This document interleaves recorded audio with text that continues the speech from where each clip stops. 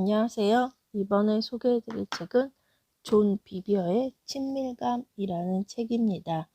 이것은 표지에 날마다 하나님께로 더 가까이 개정판이라고 쓰여 있습니다. 이것은 이제 제가 하나님과 그 친밀함에 대해서 더 알고 싶어서 읽게 되었습니다. 그래서 존 비비어는 알다시피 이제 문서 선교사와 방송 전도자로 활동하며 수많은 강연과 책을 통하여 그리스도인들이 하나님 중심적인 관계를 회복하도록 노력하고 있다고 합니다. 그래서 이전에 존 비비어의 회개에 대해서 리뷰를 했는데 이제 그 친밀감에 대해서 이제 리뷰를 하게 되었습니다. 주요 저서로는 회개, 관계, 순종, 존중, 구원, 두려움 등 다수가 있습니다. 옴기니 김유태, 그리고 2004년도에 나온 책이고, 그 다음에 저희 나라에서는 2011년도에 순전한 나드에서 출판되었고, 제가 읽은 책은 2018년 7월 20일에 나온 개정판 8쇄입니다. 이 책은 조금 두껍습니다. 총 386페이지로 구성이 되어 있으며 순전한 나드에서 출판되었습니다. 그리고 이 책은 이렇게 주제별로 이렇게 한 챕터가 나오고 챕터가 끝날 때마다 이렇게 그 질문들이 몇 가지씩 질문들이 나와 있어서 그 한 챕터마다 내용을 정리하고 넘어가게끔 되어 있습니다. 저는 이 친밀감에 대해서 생각을 했을 때, 그러니까 하나님과 예수님과 친구, 찬양에도 보면 예수는 나의 친구 뭐 이렇게 나오는데 그 말이 상당히 거부감이 있었습니다. 그래서 무슨 친구냐, 하나님은 위대하신 분이고 나는 그냥 하나의 인간인데 그런 친구라는 그 말이 나한테 받아들여지지 않았습니다. 그러나 이제서야 그러니까 하나님이 나와 친구가 되기를 원하시는 그 마음을 깨달을 수 있었습니다. 그래서 그 친구처럼 나와 친밀한 사이를 원하고 나와 하나님의 계획들을 나누고 나와 하나님이 같이 서로 정말 친하게 마음속 깊은 이야기를 하고 그렇게 정말 가장 친한 친구로 하나님이 나와 함께 하시기를 원한다는 그 마음을 깨달았고, 그래서 그 친구라는 말이 이제 있구나라는 것을 깨달았습니다. 그리고 우리가 이제 정말 하나님과 가까이 갈 때 이제 그 세상 사람들이 나의 마음을 채워주지 못합니다. 나의 생각, 나의 마음들을 채워주지 못하는데 정말 그 나의 마음의 은밀한 곳까지 깊은 내면 속까지 완전하게 채워주는 친구 같은 분은 하나님밖에 없음을 다시금 깨닫습니다. 자, 그럼 이제 이 책에 대해서 리뷰를 해보도록 하겠습니다.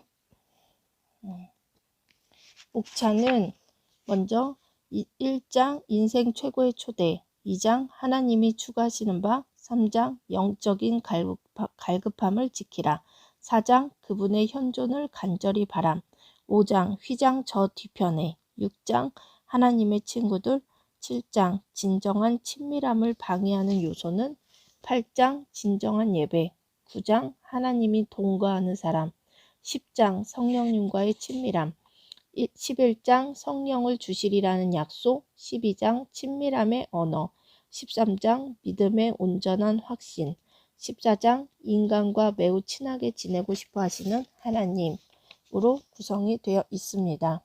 이 책은 1991년에 주님이 존 비비어에게 책을 쓰라고 말씀하셔서 쓰게 되었다고 합니다. 그래서 책을 쓰는 것에 대해서 2명의 여인을 보내셔서 예언의 메시지를 전해주셨을 때, 책을 저술하는 것은 하나님의 뜻입니다. 당신이 저술하지 않으면 하나님께서는 다른 사람을 사용하실 겁니다. 그리고 당신은 불순종한 것에 대하여 심판을 받을 것입니다. 라는 말씀을 받고 이렇게 순종하고자 쓴 책이라고 합니다.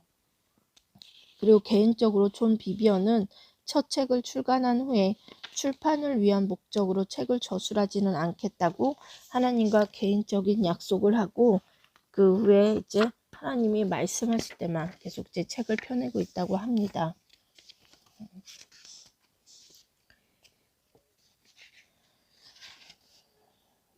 하나님의 부르심, 하나님의 마음으로부터 나오는 부르짖음이 있다. 나의 임재 없이도 만족한 인생을 살아가는 너는 어찌 된 것이냐? 나와 가까이 지낼 수 있는데도 그렇게 거리감을 두고 사는 이유는 무엇이냐?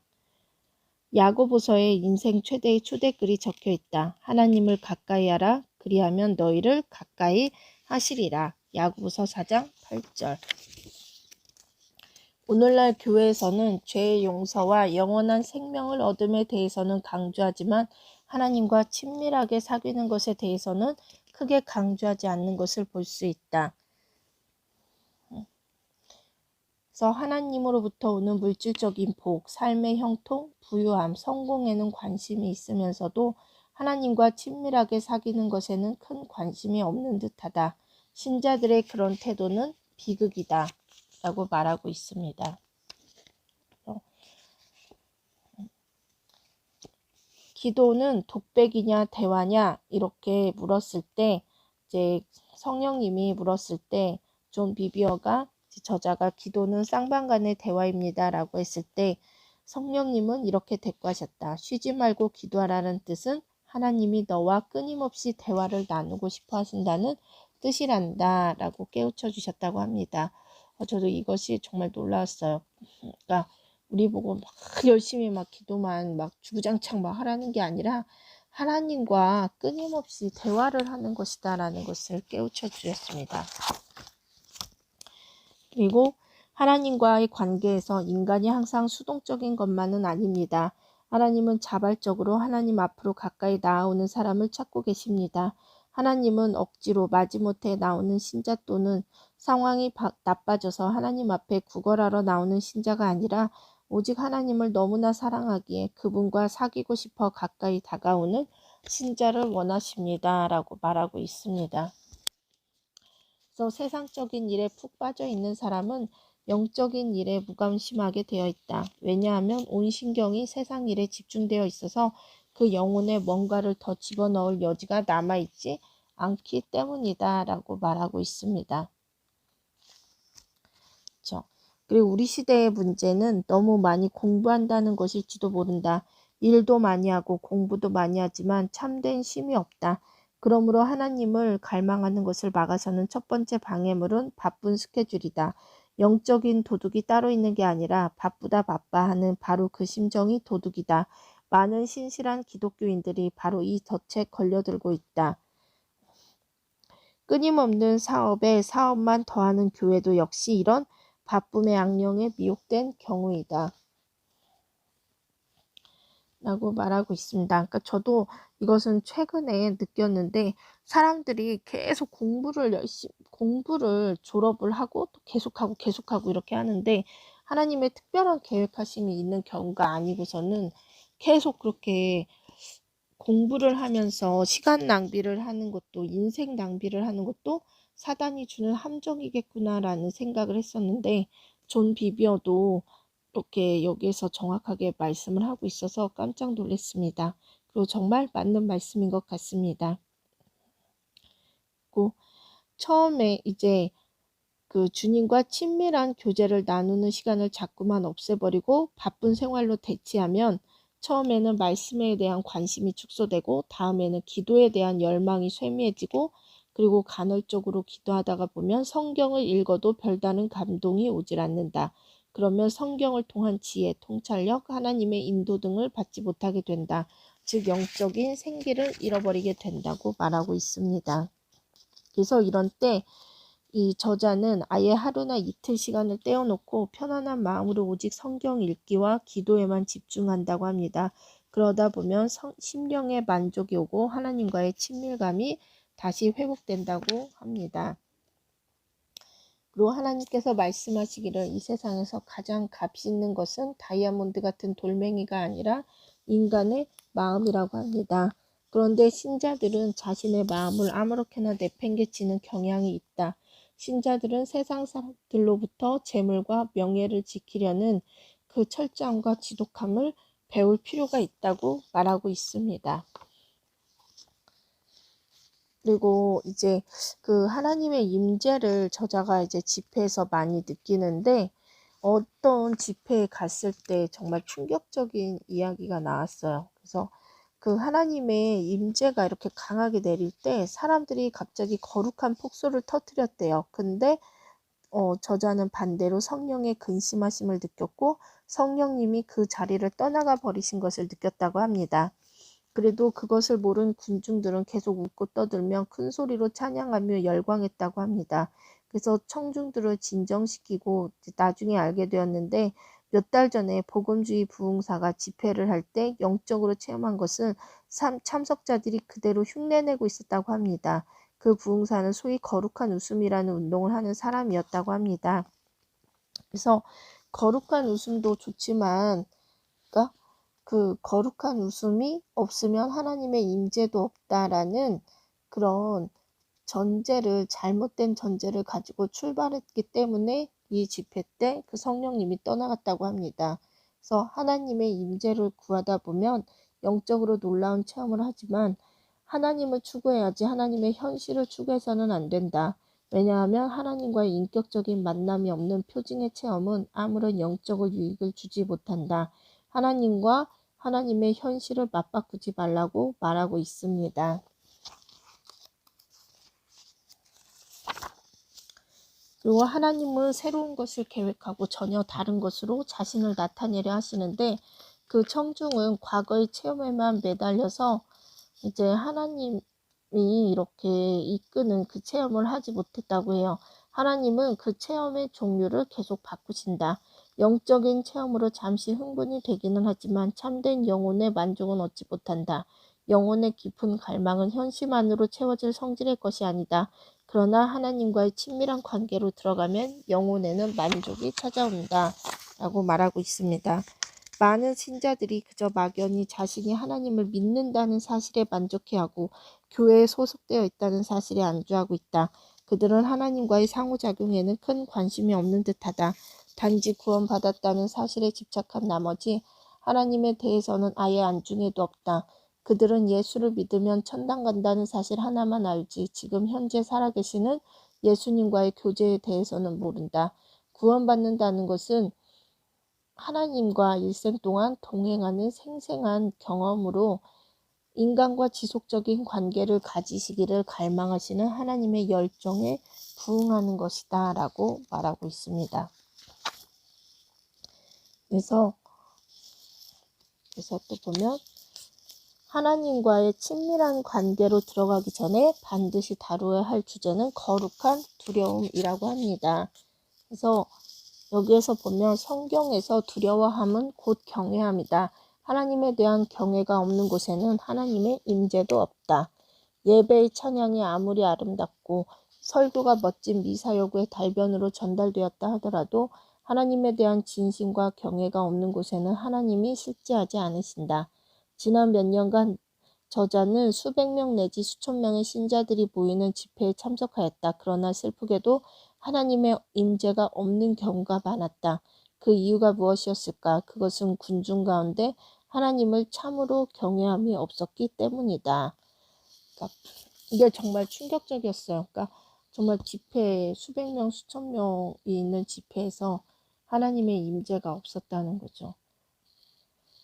근데 사람들은 그런 텅 빈 영적 기류도 인식하지 못한 채 군중들 틈에 휩쓸려 마냥 즐기기만 했다라는 게 정말 더 비참하고 끔찍한 것 같았습니다. 그리고 이렇게 이제 하나님의 임재가 없는 경우에는 이제 영적 감각이 발달된 분들은 이제 저자도 느끼지만 이제 그 성도들도 느끼는 것 같아요.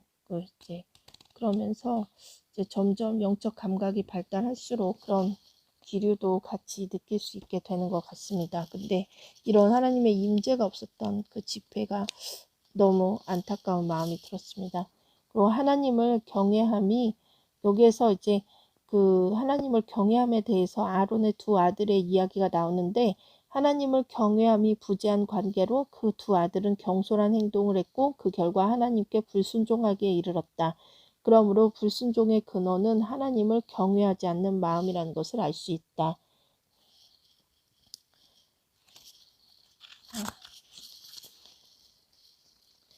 그리고 하나님을 경외하지 않으면서도 하나님을 믿는다는 자들은 모두 가짜 신자들이다 라고까지 말하고 있습니다. 그러니까 하나님을 경외하는 것이 얼마나 중요한지 다시 알 수 있습니다. 하나님은 그러한 경외가 있는지 없는지에 대한 증거는 하나님께 순종함을 보이느냐 보이지 않느냐 하는 태도에 달려있다고 말씀합니다. 그러니까 하나님을 경외하는데 순종하지 않을 수가 없죠.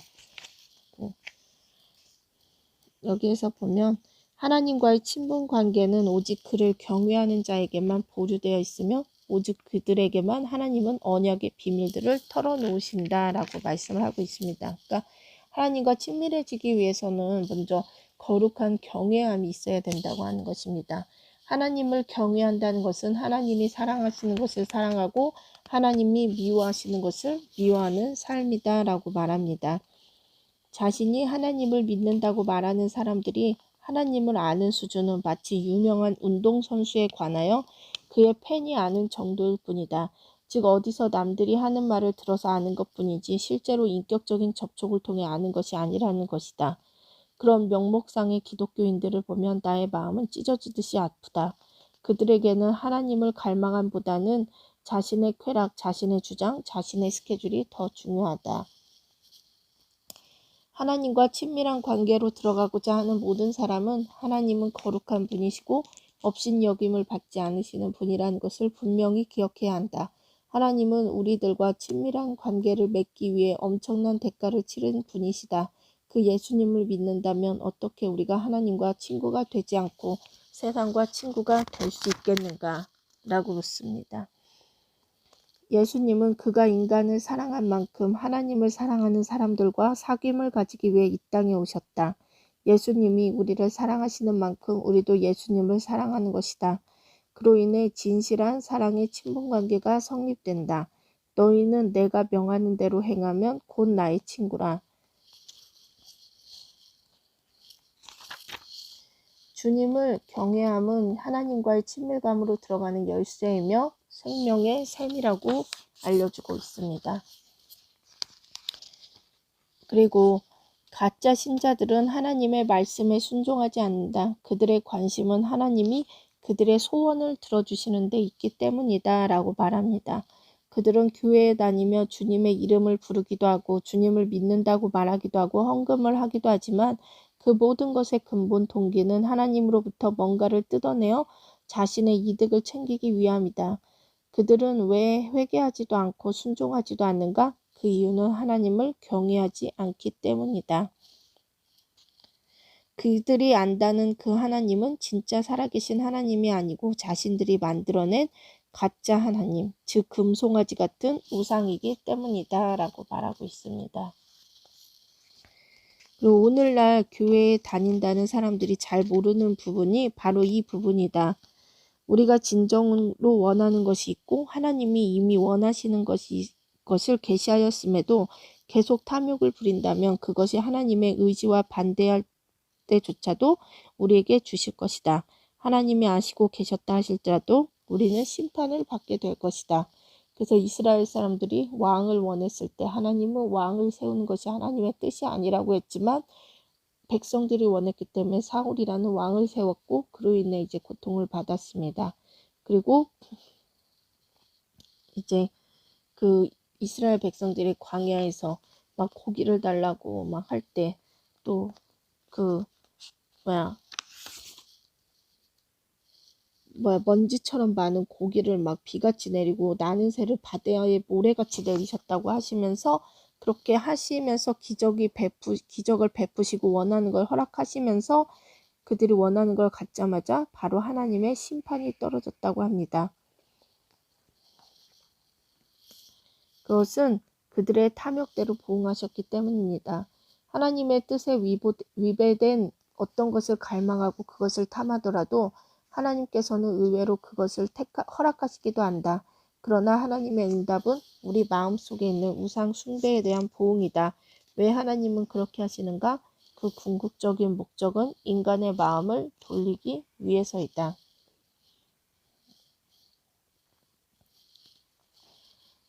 종교의 영이 어느 날 저자에게 하나님께서 다음과 같이 설명해 주셨다고 합니다.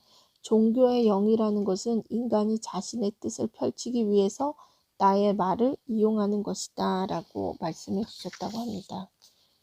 그리고 이제 하나님의 임재에 대해서 이야기하는데 하나님께서 저자에게 워십, 예배, 경배라는 것은 느린 찬양을 부르는 것이 아니다 라고 말씀하셨을 때 저자는 갑자기 막막해졌다고 합니다. 주님, 그렇다면 진정한 경배, 예배가 무엇입니까? 저는 도무지 모르겠습니다. 그러자 하나님은 이렇게 말씀하셨습니다. 그것은 너의 삶이다 라고 말씀하셨다고 합니다.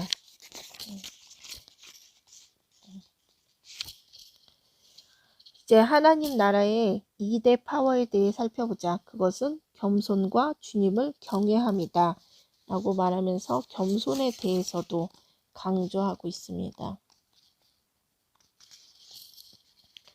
그리고 성령님에 대해서 이야기를 하고 있는데 성령님은 인격이시다. 그것도 아주 놀랍고도 훌륭하신 인격체이시다. 그러니까 성령의 바람 불어와 막 이러니까 무슨 바람인 줄 아는데 바람은 그런 현시적인 나타남이지 이제 그 성령님 자체가 바람은 아니라는 거예요. 성령님은 인격체시고 또 성령님은 유령같이 떠도는 무시무시한 분도 모호한 분도 아니라고 말합니다. 성령님은 인격으로 신자들의 삶에 동행하시는 친구요, 상담자요, 인도자시다라고 말하고 있습니다. 그래서 여기에서 성령의 교통하심이 이렇게 나오는데 이 친밀함이 성령의 교통이라는 단어와 가장 흡사하다고 말하고 있습니다. 서로 친해지려면 말이 통해야 하는데 결국 모든 것은 친구 관계로 집약된다고 말하고 있습니다. 성령님은 당신과 친구가 되고 싶어 하십니다. 성령님은 당신과 교제하고 싶어 하십니다. 성령님은 자신의 지식, 지혜, 능력을 당신에게 나누어 주길 원하신다라고 합니다.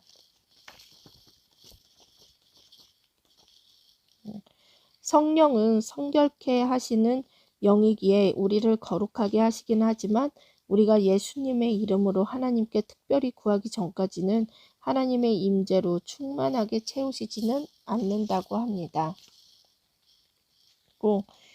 이제 성령님 이제 하나님과 친밀함을 위해서 친밀함의 언어로 방언을 많이 사용하라고 나오고 있는데 그 방언에 대해서 이제 친밀함의 언어라고 이야기를 하고 있습니다.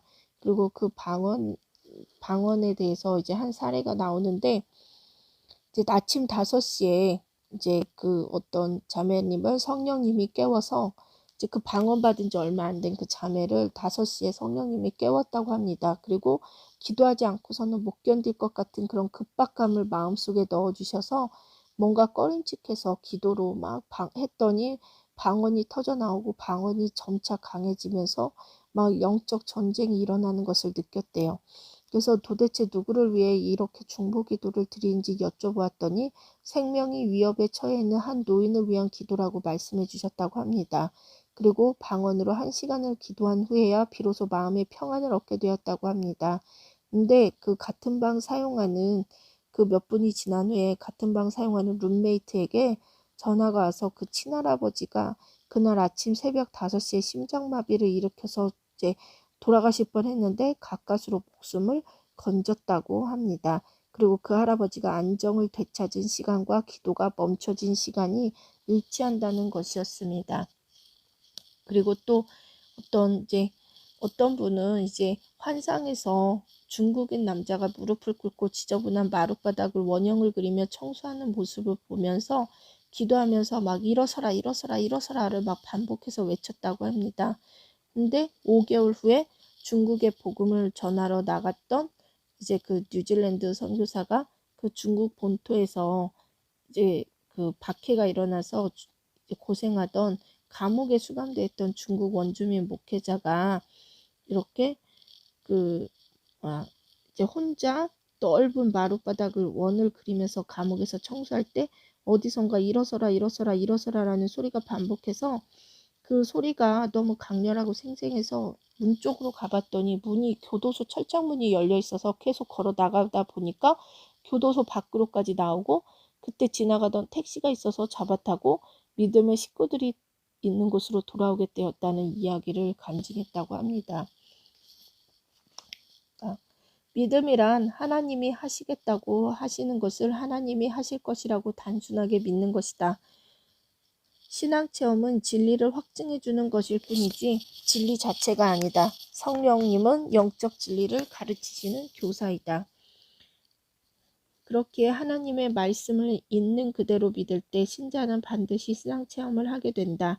우리에게는 선택이 있다. 우리의 믿음을 경험에 기반을 둘 것인가 아니면 기록된 하나님의 말씀에 기반을 둘 것인가. 그래서 친밀한 언어로 방언에 대해서 강조를 하는데 악한 영들은 이제 방언으로 말하는 관계는 암호와 같아서 영들이 들을 수가 없어서 그 악한 영들이 알 수가 없어서 영적 전쟁에서 우세한 위치를 점거하게 되고 이제 사단 마귀의 군대에게 갑자기 포화를 퍼붓는 기습을 감행할 수 있어서 마귀들이 두려워한다고 합니다. 그리고 방언으로 기도를 드리는 이유 중에 하나는 중요한 정보가 새어나가지 못하도록 막아주기 위함이며 또 보다 더 주된 목적은 친밀감을 형성하기 위함에 있다고 합니다. 그래서 하나님과 친밀감을 더 깊게 가지기 위해서 방언으로 기도를 많이 하는 것이 이제 중요하다고 합니다. 그래서 방언으로 이제 저자는 기도하면 마음에 아는 사람이나 이제 하고자 하던 일이 전에는 이제 그냥 일반적으로 기도할 때는 이제 뭐 아는 사람 하고자 하던 일이 떠올랐지만 이제 방언으로 이제 기도한 이후부터는 이전에는 알지도 못했던 하나님의 계획이 떠오르고 내가 생각지도 못했던 영적 분별력이 생긴다고 합니다. 그래서 왜 하나님은 이 시대의 많은 선각자들로 하여금 하나님과의 친밀함에 관하여 외치게 하시는지 아는가? 그 대답은 간단하다. 설교는 많지만 하나님과 친밀감을 누리게 하는 그런 종류의 말씀이 없기 때문이다 라고 말하고 있습니다.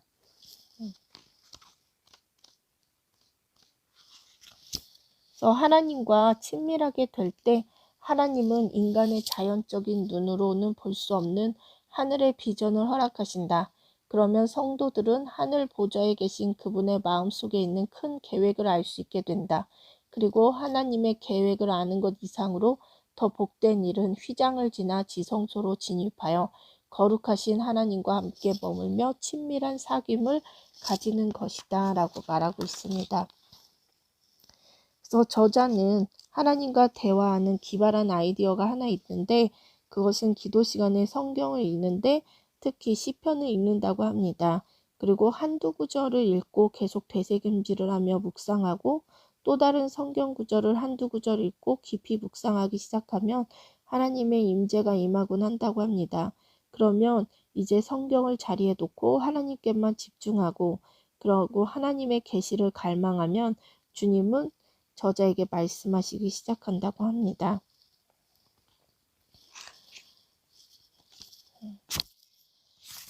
그래서 이 책에서는 이제 그런 하나님과 친밀한 형성은 방법론이나 기술의 습득으로 이루어지는 것이 아니라 하나님의 마음이라는 보물을 찾는 보물지도와 같은 책이라고 이야기를 하고 있습니다.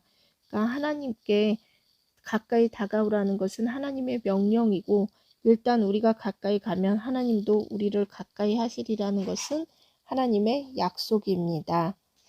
그래서 여러분도 하나님과 그 가까이 하는 시간을 마련하고 하나님께 가까이 나아가는 시간을 가짐으로써 하나님과 정말 친밀한 친구 관계로 이 세상 친구보다 정말 그 어느 누구보다 가장 친한 정말 하나님 예수님의 친구를 가지시기를 주의 이름으로 기도드립니다.